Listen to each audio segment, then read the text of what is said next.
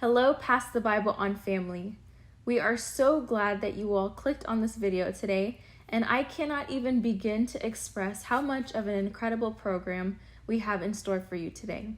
We have two amazing guests, both of whom have known my father for over 35 years, and they are here to share their incredible and powerful testimony with us today.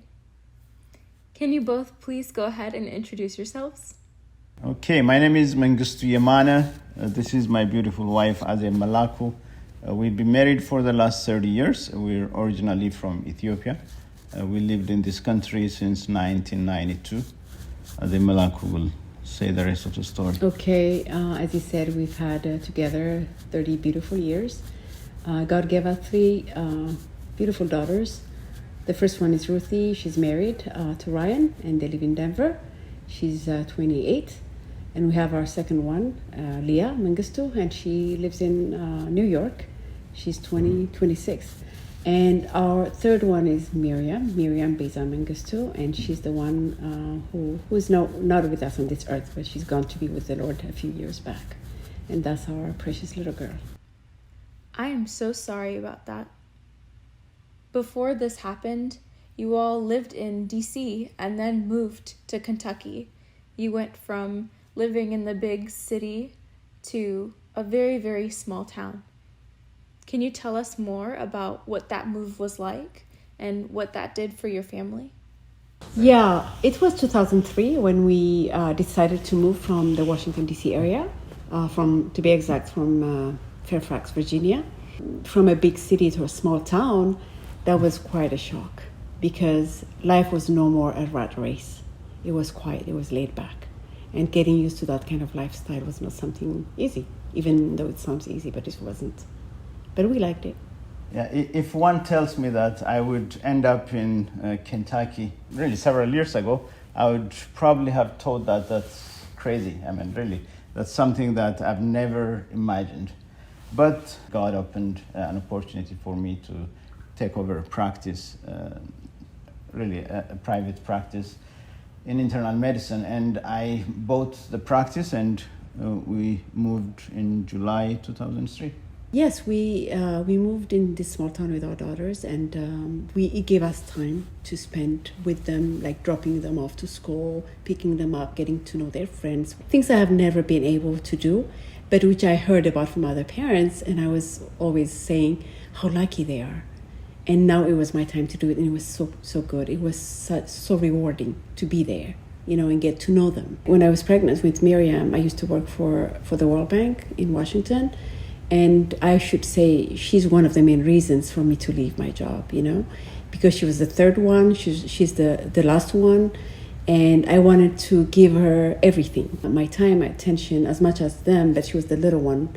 And I didn't want her to have to go through a babysitter. So everything that I wish I had done, I could do, like go out for a walk, pick up flowers, go everywhere with her, take her everywhere. And it was a dream come true, And it was a moment of bonding with this little girl. I thank God for this opportunity because I always say that He knew what was coming and He wanted to give me the best time with her. And He knew she had just 5 years with me. I'm so glad that it was such a dream come true for you and that God gave you such a nice opportunity to spend quality time with your daughters, especially with Miriam before she went to go be with the Lord.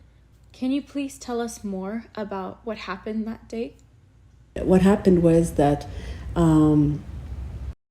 it was a dark day. It was a dark day in all sense of it. It had rained hard. The girls had a YMCA where they had a swimming session, and I picked them up and put them in the van, and I was heading home, which is maybe a quarter of a mile. Half a mile from where the YMCA to the house. But it was starting to storm again, so I put them in the car, and I didn't pay attention that she wasn't buckled. But all I was telling them, well, girls, just buckle up. And I didn't wait till I heard the click, I usually do. And I started driving up the hill.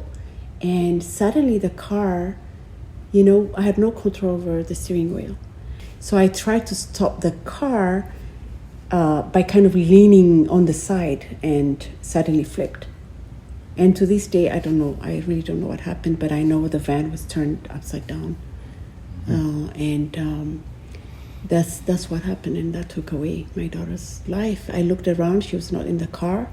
I started screaming. I looked at the two girls were in the back, but Miriam was missing, and I wonder to this day how that van, the door of the van, that automatic door, and I wonder if it opened and she was thrown out and it closed again. I don't know, but all we know is that she was Mengi under the van. At the time when the accident happened, I was in the emergency department, in the emergency room, coming from the clinic where I just finished work, planning to go to the patient's room. My phone rang, and this lady that was a member of our church was on the phone. And she told me, "I'm sorry to tell you that your family is in an accident and you need to come." And really, the voice I heard from the other side, I could tell that something bad has happened. So I left the emergency department. I didn't know really what happened.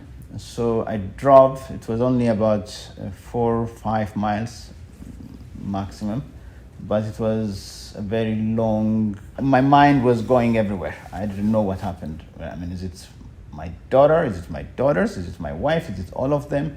I know nothing really. So I was praying and interceding and really pleading with the Lord.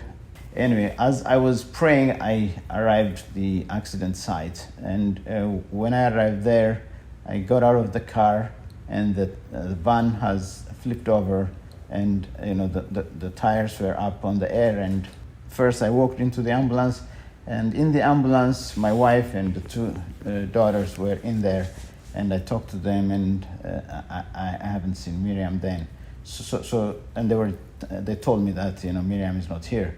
I got out of the ambulance and walked to the van, and as I arrived, one of the EMT workers told me that, Doc, you don't need to go there.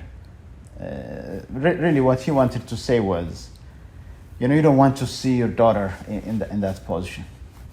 So I told him, no, I mean, really, I have seen much worse, so I can handle it. So I went to the van, and when I saw the van was on one side and my daughter was lying on the grass by the side.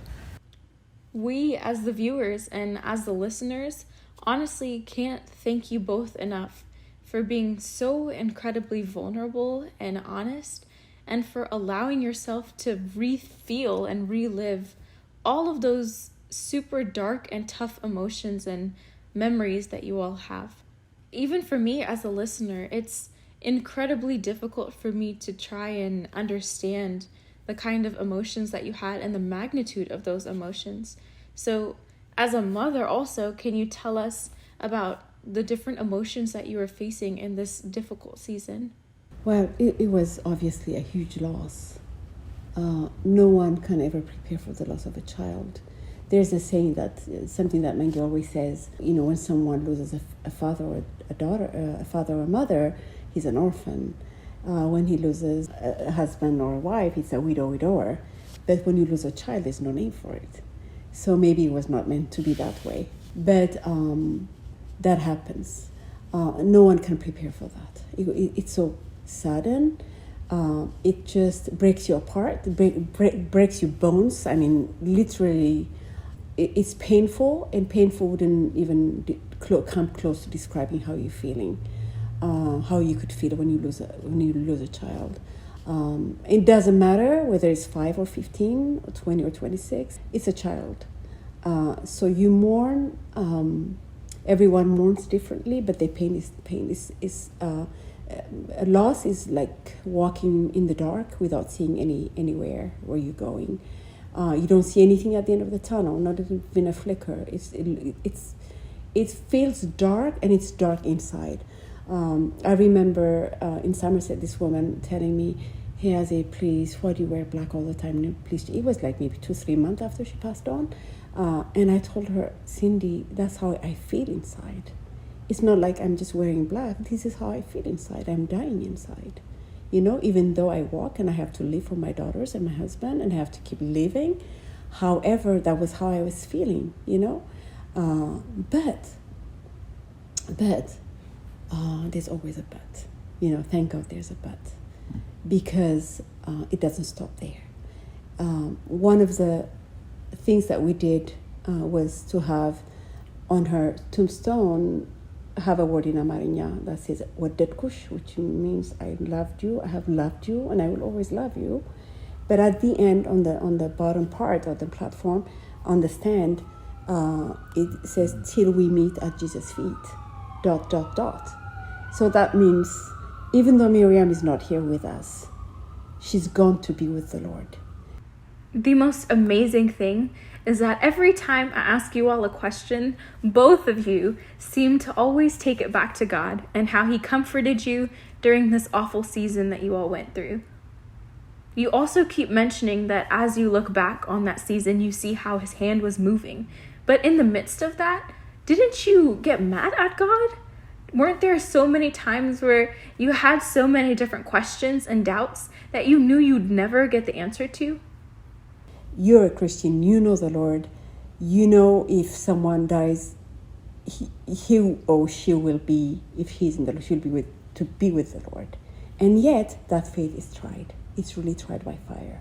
For me, it was how much this God that you worship and you love, and this life after death that you believe in, you really believe it. That was a challenge. And you have that pain you have to deal with. And Mengi was the one, he was my support because he said, Azib, we have to agree with this. We have to agree with God. And I said, what? Don't try to convince me. There's no way I can agree with this.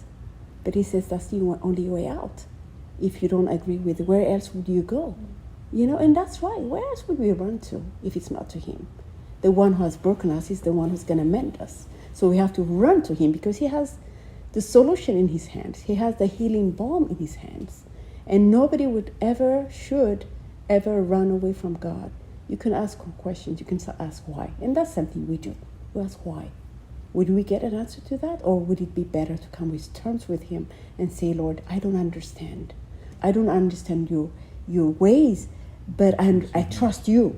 And I come to you. And you're the only one who can mend me again. So that was what Mengi said. Help me to run to God. And running to God is be on your knees and weep before him. Weep and let out your pain before him. You cry with people, but let it out before him. Tell him, I'm in pain. I want your healing. My eyes are like a fountain. You have to stop them. It's telling him how you feel. And he will. He will.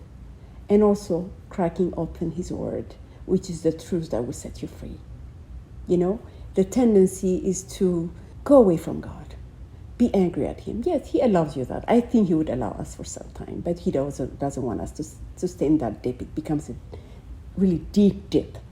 So to run to him is to allow him to speak to you through his word. People have asked me, have you been depressed? Of course I have. But it was short. Of course, Mengi was telling me, thank God it was short. I even denied I was depressed. And Mengi was telling me, I said, you're depressed. Because the way I was sleeping, I was curled up. I was not eating much. I was, yelling and shouting at my other daughters to make, to the point that they were feeling responsible for the loss. I was just, no patience at all. Very sad, crying nonstop, not eating and sleeping much, and curled up in my bed, not wanting to come out of bed, wanting the night to go on and on and on and on so I don't have to wake up. That's typical of depression. And I was convinced that Christians don't get depressed. I was convinced. And Mengi was telling me, better go see a doctor. To the point when one day I could not handle it because my mind was racing. It was one thought after another, after another, after another, after another. And I thought I was going crazy because my mind wouldn't stop thinking. It's not thinking, it's just processing one thought after another, and I couldn't catch that. So I said, I didn't even tell him when I went to see the doctor. And I went in the doctor's room, and And she asked me, how are you doing? I started bursting into tears. All she did, prescribed me medication, non-habit forming pills, and she told me, you take this. And it helped me a lot, and I have advised Christian women, mothers, please go see a doctor. Don't suffer. It's a chemical imbalance. You should take your medication. It's not habit forming. It's not going to be for a long time, but at least you'll be able to think right and process right. It's part of the process. And I'm a firm believer of that. Yeah. And for you, Dr. Mengistu, you're not only a father, but also a physician who has helped so many people throughout your entire lifetime. How was it for you seeing your daughter Miriam like that, knowing that there was absolutely nothing you could do to help her? It was a very dreadful day, as I said, but I mean, an amazing thing happened, really. As I was looking at her, I went closer to her, and I remember kneeling on the grass, and I touched her body. And as I touched her body, I mean, really, something amazing has happened to me. I knew that Miriam was not there. Really, that's really the experience I have. I know that her body is there, but the Miriam I know is not there. Just a week before the accident happened, probably about 10 days before the accident happened, it was Saturday. And that Saturday I was very busy, and I was planning really to go to the office and to do lots of things. I don't know, for some reason, maybe the Lord was telling me, I said, today I will spend time with Miriam. So in that particular season of our life, we talked with my wife and started kind of like a date with them, so with each one. So I told Miriam, so today you'll be with me. So we went out, we had lunch together, and then we went to the movies and we watched this movie. And really it was a very good time for me with her, that we bonded, she had fun, I had fun. And really, we enjoyed each other, and we came back. And that happened really the Saturday before the accident. In fact, it's just a few days, not even 10 days. It's like 4 days before the accident that happened. And I can look back and say that, God has provided that particular day to me. In fact, there are so many different things we can look back and say that, it is His provision. I remember this guy at our church. He doesn't even belong to that church, but he has family there. And one day he stopped me. He said, "Can I take a picture of your daughters?" And I wondered, she's the only black kid in there. She's different. And I asked him, "Why do you want this picture for?" And he said it's for Sunday school material. And I allowed him. He took pictures, and he came back a year later, which is a week before she passed on. And he said, "Can I take more pictures?" And I said, "Yeah, sure.